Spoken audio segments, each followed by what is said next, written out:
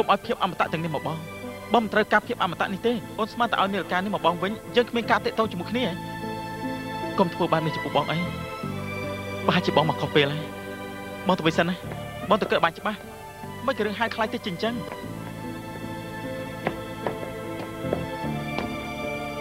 កុំសងបងវិញណាបងសុំបងសុំបង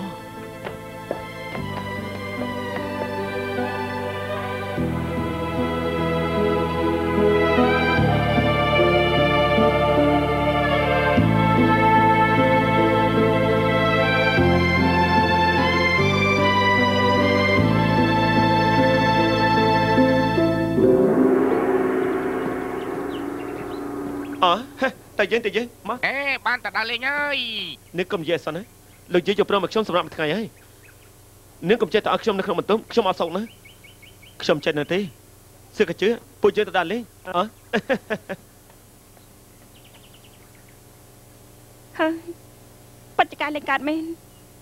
ហើយ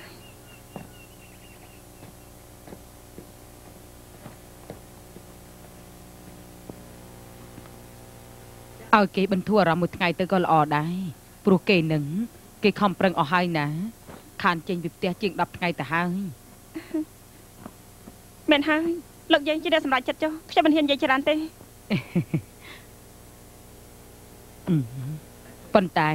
យាយចង់ឲ្យឯងតាមដានគេចាំមើលតើគេតាក់ទងជាមួយអ្នកណាខ្លះ